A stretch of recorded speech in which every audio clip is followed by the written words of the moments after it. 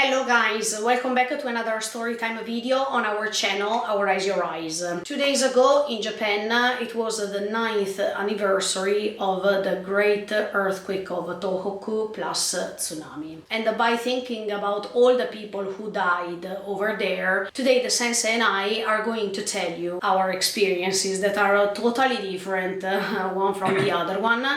The sensei was living in Tokyo at that moment and I was living in Italy. So we have two different views of this great and important moment that destroyed many Japanese areas. Before starting this video, I just want to remind you to subscribe to our channel, click on the notification bell, follow us on our social media, and share this video with all the people who experienced that moment, no matter where you were or where we were.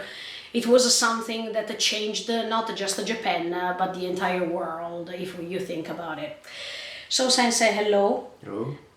Welcome back to this story time. Of course, during the video, I'm going to ask the Sensei some questions, and then he's going to explain you what happened at that moment, what was he doing, and what was the consequences of what happened. And at the end of the video, I'm going to tell you my personal experience. It's a little bit strange, but I wanted to add it anyway.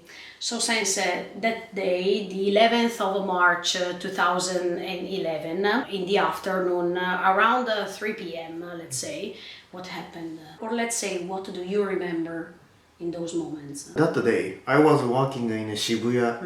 When that earthquake started, we didn't think about this catastrophe because it's not sure. Maybe I made a mistake, but I remember this period we got many time earthquakes. Oh yeah, I mean in Japan it's usual to have earthquakes. So. No, that days. In that specific day, I mean some days before. Yes, okay. some weeks. Okay. That period we got many type of earthquakes. Okay. And also that great earthquake. So in your opinion, it was just something usual in that specific period because you already had some other occasions in which there were earthquakes, okay? Then we start earthquake and it's so long. Oh yeah, guys. And we are talking, it's still going on, so long. In fact, during some videos I saw throughout the internet, you hear people saying, wow, it's so long. Yeah. What's going on? Because usually, let's say that here in Japan, earthquakes, they last probably 10 seconds, 15 seconds, but we are talking about minutes. So more than 1 minute. And then that earthquake was increasing. Type of earthquake was changing. It was started like horizontal. Okay. And then it was increased.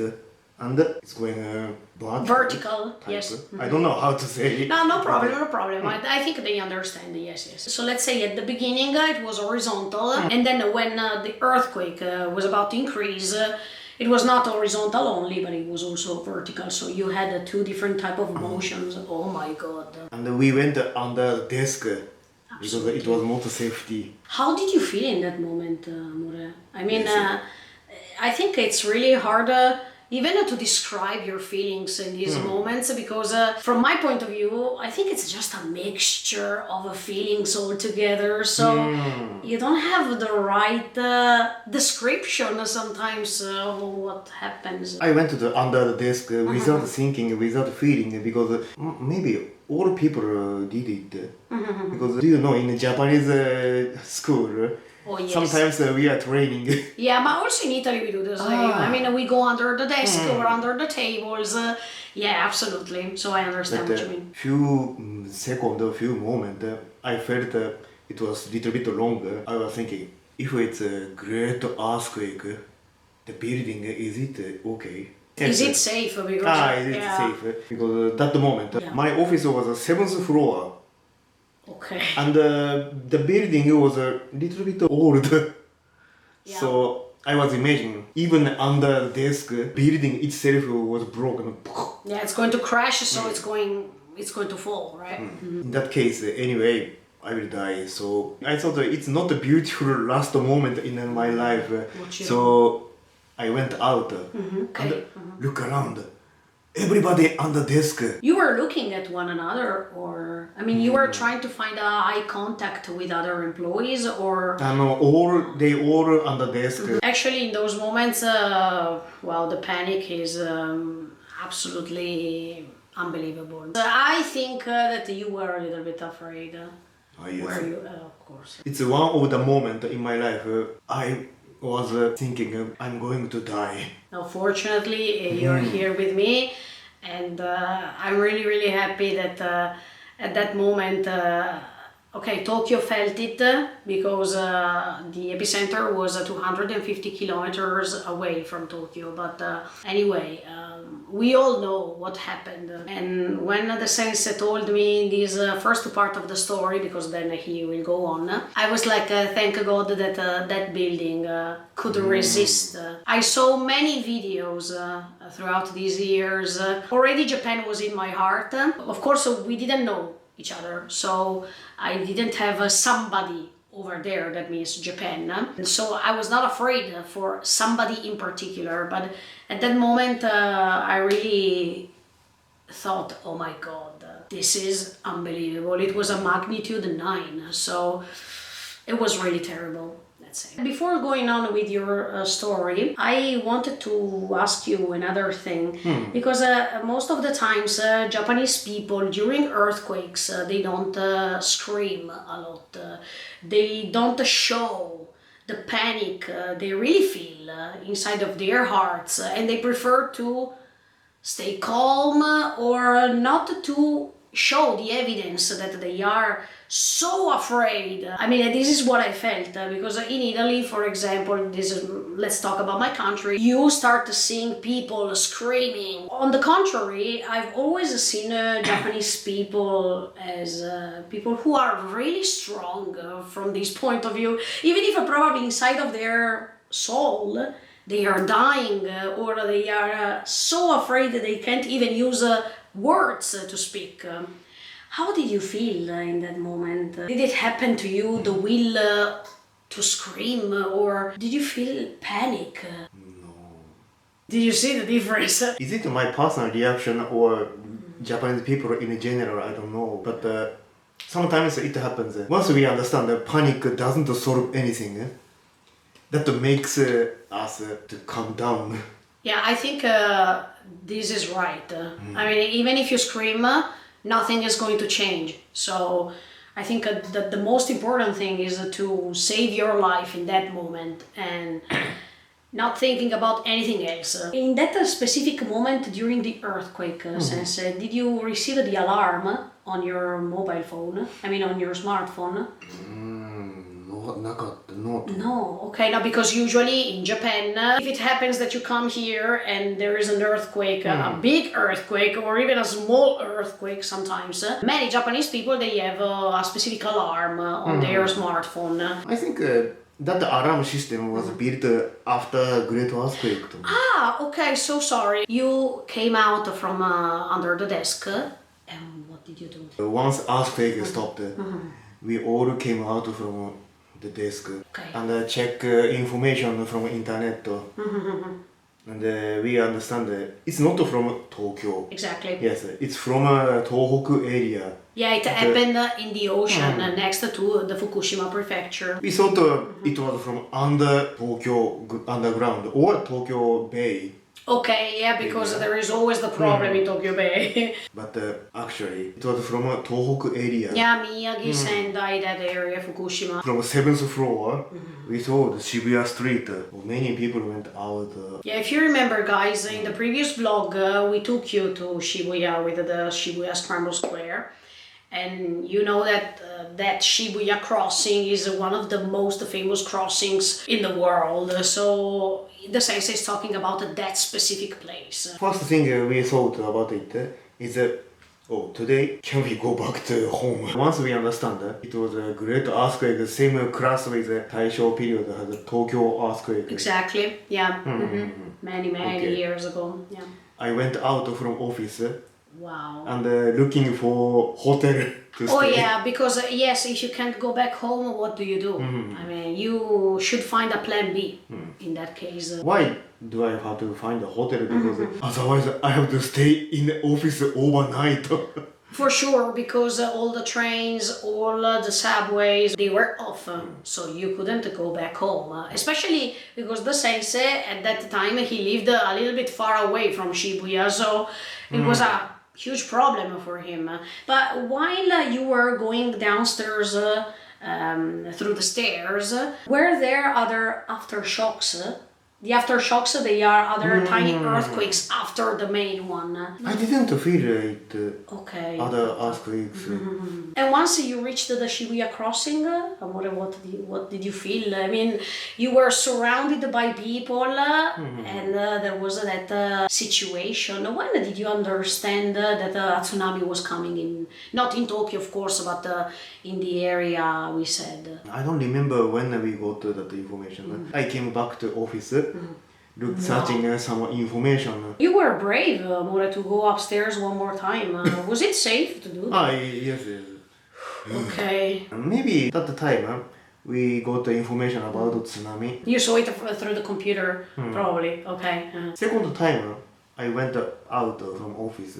I left my bags in the office and I came out because I wanted to memorize or remember that moment in Shibuya. In fact, many people in different areas of Japan, I quite remember that they said that moment was unforgettable. I mean, you can't forget those seconds, those minutes, those moments, because it's something that can change your life, actually. Did it change your life a little bit? Yes. I mean, mentally speaking, you are not the same, in my opinion. After that moment, I actually understood catastrophe or crisis, they can come. Yeah, they can come anytime they want. There is not a schedule, so you have to be prepared. I don't know sincerely what I could have felt at that moment because it have never happened to me. By listening to your story, it's quite emotional. Just to know that anyway, no matter if you live in Tokyo, no matter if you live in Fukushima or in any other areas, you survived. Because it could have happened anything. So if that building was too old, as he said, probably he could have crashed and he could have created a lot of damages. We are here and I think it's really positive even to talk about it because it can be an inspiration to other people. I reached the front of Shibuya station and Shibuya crossing. Yeah, exactly. Yeah. There are a lot of people who wants to go somewhere. I felt it seems unreal. Sensei, you couldn't take the train. Oh yes. So what did you do? I understand that everything stopped. Train, taxi, Buses, bus, exactly. I came back to office. One more time. Yes. Wow, the third time. Okay. I told my co-workers. I checked the Shibuya station and everything stopped, of course. Now we have to think about today we don't go back to home or we back somehow. And at that time you were living with your parents. Okay, later Yes. I'm going to ask you what happened to them. Of course, nothing wrong, but just as an info, just as a different story. Okay, we closed the Excel, we closed the Visual Studio. Bye. Yeah, I think it was the right thing to do. I checked the Google map from Shibuya to my home. If I take a walk, how many hours? Not because it's pretty far, let's be honest. And it was 5 hours. Just to let you understand how big is Tokyo. I was thinking, if I go back to home, take a walk, I have to go now. But did you walk? Yes, I start from Shibuya. Wow. But while you were walking, what did you see around you? First, I came to Shibuya station and I left everything, baggages in the locker. Coin locker, yes. Coin locker. I was thinking 5 hours take a walk. Little bit of 荷物, maybe it makes a big difference. I think so. Let's leave it here. Yeah, no problem. The day after you can come back and get them. So The second time at Shibuya station, there are many more people. I can imagine. In the front of Shibuya station, there is tiny 交番, Yeah, the police station. Yeah. One policeman has the mic. If you want to go this area, you have to go this Over way. there, yeah, they were trying That, to... yes, that area is this way. I started to take a walk to west side Tokyo. Try to memorize how we feel that moment. And how did you feel at that moment? Sorry, but maybe I shouldn't say like this way, but I felt a little bit of excited. I think you wanted to say that you feel some adrenaline. I mean, I think it's typical for special situation, yeah. Because it's adventure or exploring. Did you find some damages while you were walking? I didn't find many damages. So that moment, I still didn't understand. Catastrophe made many people worst moment. Probably if you were in Miyako at that moment, after 12 or 13 minutes, there was the huge tsunami and... Halfway, I found the train is moving. Wow, still, wow. My face, why the train cannot moving? I reached the next station. Yeah. They announced that now they are trying and checking the rail is okay. Well, that day was endless. Yeah. Meantime, I was walking and find the next station. Yeah, of course. The next station, they open the gate and announce they can confirm the train and rail is okay. So okay, it can work. Yes, it can work and let's take it. Let's say yokata. I mean, thank God that this happened. Otherwise, you had to walk a lot. It was not my usual train, but it goes to west side. Let's take it. Of course, yeah. I took that train, and I reached Tama Center. Yes, Tama Center. Yeah, we went there, guys. Do you remember one of our walkthroughs? Yes. Yeah, in fact, the sensei told you during that walkthrough, this is where I reached once there was the earthquake. Yeah. From Tama Center to my home. Yeah. It's still a little bit far, so yeah. how can I go back, Exactly. take a walk? I came out from Tama Center station and found one telephone box. Yes. Because in an emergency case, telephone box, you can use it without a coin. For free, yeah, for free. I called my parents, my home, and now I'm in Tama Center. So if you can... And you pick me up, yeah. Yes, and my father said yes, it's okay, and I said thank you so much. I finished the phone call. Behind me, they are queuing, or one person he's waiting. We didn't know each other, of course, but we said yokatta de. In these moments, it's good that you can talk to a person, even if you don't know him or her. It's nice to share these moments with somebody. He asked me, is it free because of emergency? And did it? Yes. In fact, I called my parents and they are okay. And he said, yokatta ne. Yokatta. We promised, let's go back safely. Yeah, safely. Yes. See, the way you approach to a catastrophe, in my opinion, is totally different. You still even wanted to smile. I don't know how to say this. By smiling, that doesn't mean that they underestimate what happened. Absolutely no. The contrary. But anyway, as he said before, once it happens, what can you do? I mean, even if you cry or you scream, nothing is going to change. I already knew where my father arrived. Okay, from which side of the city, let's say, okay. So I came at that point and... I'm alive. I think your father inside of his heart... because also his father, he doesn't show emotions a lot, but I'm pretty sure that inside of his heart, he was crying because he saw his son alive. And once I took a car and I stayed backside the seat and 本当に安心した long hours anxious exciting and so many different feelings together, right? Now it's time to real calm down. Wow. I came back home and my parents, me and my parents said, yokatta. My home didn't have any damages. Yeah, fortunately. Day after, or some days after, we understand that night we said yokata and relaxed. It was a last moment in which we didn't understand how much scared tsunami and nuclear accident. Oh yeah, absolutely. We still didn't know. Regarding your parents, amore, they have a totally different story. On that moment, earthquake, my parents, they were Tokyo highway. Do you understand? I mean, they were inside a car. Yeah, many times I heard from your father this story. They came back from Haneda airport. Okay. Because that day, my uncle and aunt, they came from Hokkaido Wow. to Tokyo. So my parents picked them up. My uncle found Tokyo Tower. He said, Tokyo Tower. Do you remember earthquake made Tokyo Tower the wrong position? Yes, it moved it.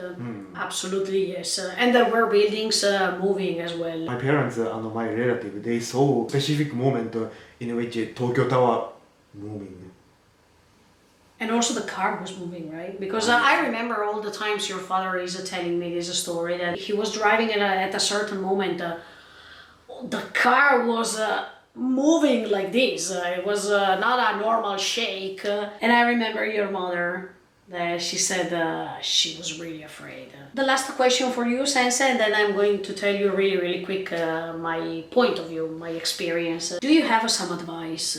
I mean, for all the people who come to Japan for work or as a tourist, for foreigners who decided to live in Japan, to stay in Japan for some months, to come to Japan to visit the country. You should think the catastrophe, the crisis, it can come actually. Yeah. Important thing is you already plan. Yes, plan is important, but plan is just for worst cases. So when you enjoy, let's enjoy. Exactly. Don't be too much anxious. Exactly. The important thing is to enjoy life anyway. So don't spend too much time thinking, oh my God, it's coming, because you stop living. Actually, and that's not the right thing to do. You have to be prepared somehow. It can happen if you come here in Japan. So you need to know that enjoy your life, but you still have to put it in your mind that probably sometimes it can happen. But regarding what I experienced is totally different. One strange thing that I remember is that 1 month before that great earthquake, I was in Japan. I mean, I was in Tokyo. And when I left the country, it was exactly 1 month before, because it was the 11th of February. So if I changed my mind in that moment, I could have lived it. So I don't know what I was supposed to do or what it could have happened. But it's so strange because every time I think about it, it was my first time in Japan. And it was the 11th of February when I took off and I went back to Italy. If it was March instead of February, probably my life would have changed as well. In a different way, but as a tourist, yeah, it could have been different. I remember that at that time it was morning in Italy. It was almost at 10 a.m. And I was watching the television. I saw everything live. I mean, I saw the earthquake. I saw, yes, Tokyo, but in that moment we didn't know each other, so I didn't know that in Shibuya you were there, so I saw the wave. I was speechless, I didn't know what to say. And even my parents, we were discussing about it, because we were saying, oh my God, 1 month before we were there. After the weekend, because I think it was on Friday, right? So after the weekend, you went back to work?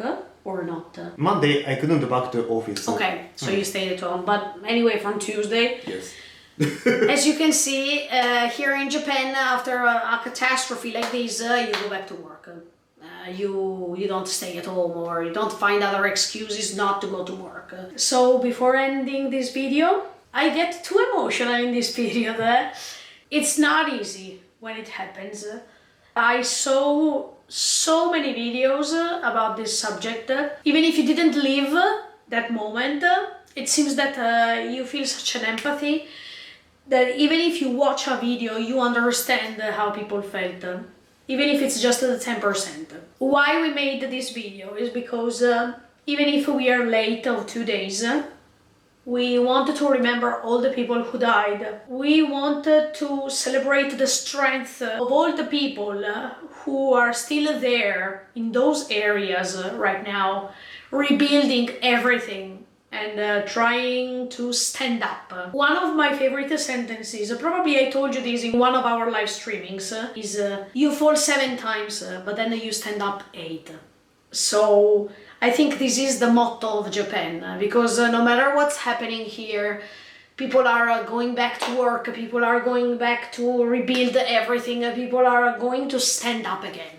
I don't want to say hope you enjoyed, because this is not enjoyable story time, and this is not just for entertainment purpose only, but I think this is a great experience to live, because of course the sensei didn't travel to those areas where there was the tsunami, didn't live over there, but the important thing is also to hear a story, a common story of a person who worked in Tokyo, and he went to work as a normal day, and suddenly things can change.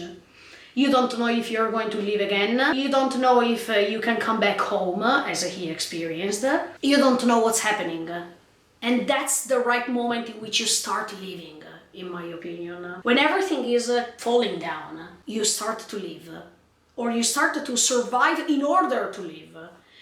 So thank you so much for the support, guys. Thank you for watching this video. Thank you, Sensei, for sharing this experience you had in that moment together with all of you guys. See you next time with another story time or with something else. Thank you so much, guys.